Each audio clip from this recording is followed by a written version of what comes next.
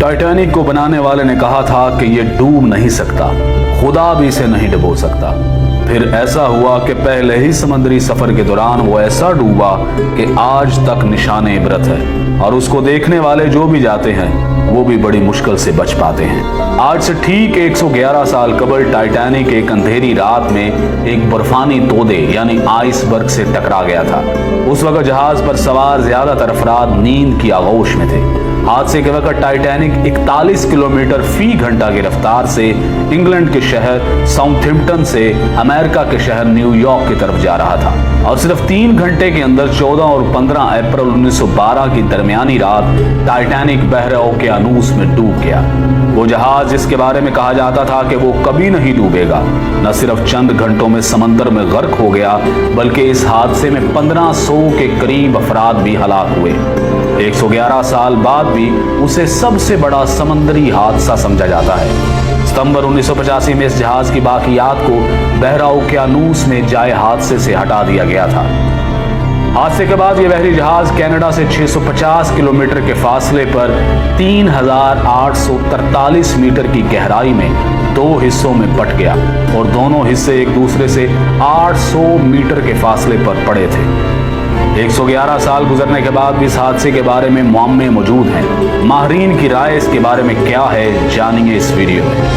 इस बहरी जहाज के बारे में कहा जाता था कि यह डूब नहीं सकता, खुदा भी इसे नहीं डुबो सकता। इस यकीन की कुछ वजूहात भी थी। Federal university of Rio de Janeiro के शोबा बहरिया और ओशन इंजीनियरिंग के प्रोफेसर और इंजीनियर अलेक्जेंडर डी पेनहो कहते हैं कि इंजीनियरिंग के लिहाज से ये डिजाइन की बुनियाद पर तैयार करदा पहला बहरी जहाज था।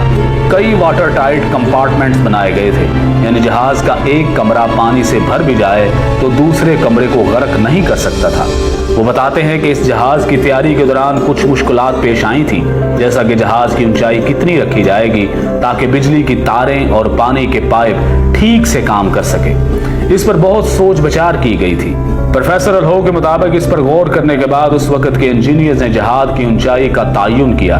यहाँ तक कि सैलाब की सूरत में उन्होंने अंदाजा लगाया कि पानी छत की ऊंचाई तक नहीं पहुंचेगा। उन्होंने छत पर महफूज कंपार्टमेंट भी बनाए थे, लेकिन तब किसी ने बर्फ के तोदे से जबरदस्त टकराव का सोचा भी नहीं होगा। माहिरीन का कहना है कि तसादुम इतना जोरदार था कि जहाज की मेन बॉडी में जहाज की निसफ लंबाई तक सुराख हो गया था। ऐसी हालत में पानी डेक तक पहुंच गया था। जहाज पानी से भरने लगा था। ऐसी सूरत हाल में रेस्क्यू मुमकिन नहीं होता। आप पानी को निकालने के लिए जहाज में मौजूद तमाम पंप्स चालू कर सकते हैं, आप सब कुछ आजमा सकते हैं, लेकिन जिस रफ्तार से पानी अंदर आ रहा होता है उसी रफ्तार से उसे वापस बाहर नहीं फेंका जा सकता। एक जबरदस्त तसादुम के बाद जहाज की साख में तब्दीली आई और दरवाजे बंद नहीं हो रहे थे, वो भंस गए थे। टाइटैनिक को इस दौर में भी खालस स्टील से बनाया गया था, लेकिन उस वक्त का स्टील ऐसा नहीं था, आज की फौलाद की तरह मजबूत नहीं था। बड़े हादसों के बाद इसकी वजूहात में इंसानी गलतियां हमेशा पाई जाती हैं। माहिरीन के मुताबिक आइसबर्ग से भरे खित्तों से गुजरने में मुश्किलात के बावजूद इस पर सफर को तेजी से मुकम्मल करने का शदीद दबाव था। दरअसल ये दबाव ब्लू बैंड हासिल करने के लिए था। 1839 में शुरू होने वाला ये एजाज बहरा ओकेयानूस को अबूर करने वाले तेज तरीन जहाज को दिया जाता था। टाइटैनिक को इस एजाज का सबसे मजबूत दावेदार समझा जाता था। इस वक्त दुनिया की बड़ी कंपनियों के दरमियान जहाज बनाने का मुकाबला था। उस वक्त इंग्लैंड और जर्मनी के दरमियान मुकाबला था कि सबसे बड़े और तेज तरीन जहाज कौन बनाएगा। सबसे बड़े और तेज तरीन जहाज को सरकारी तौर पर ब्लू बैंड मिल गया। इस कारनामे को हासिल करने के लिए किसी भी जहाज के लिए पहला सफर सबसे अहम समझा जाता था।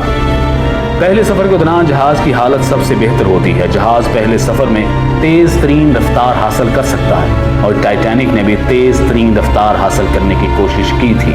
बच जाने वाले लोगों में से बहुत से लोगों ने बताया था कि जहाज के कप्तान को इर्द गिर्द के इलाकों में बर्फ के तोदों के बारे में इतला दी गई थी, लेकिन उसने जहाज की रफ्तार कम नहीं की, क्योंकि वो तेज रफ्तारी से बहरे ओकेयानूस को अबूर करके ब्लू बैंड हासिल करना चाहता था। लेकिन यही तेज रफ्तारी और गरूर और तकब्बुर और खुदा को चैलेंज इस जहाज को डुबोने का सबब बने।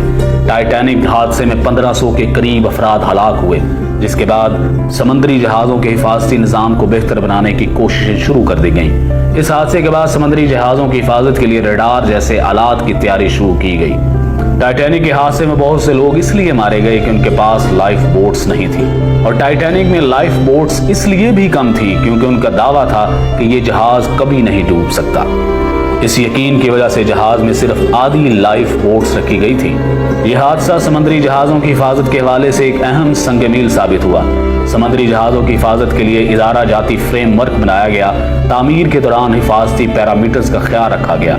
उसे मुसलसल बेहतर बनाने के मंसूबे पर काम किया गया। आज के दौर में रडार बर्फ के तोदों को बहुत पहले पता लगा लेते हैं।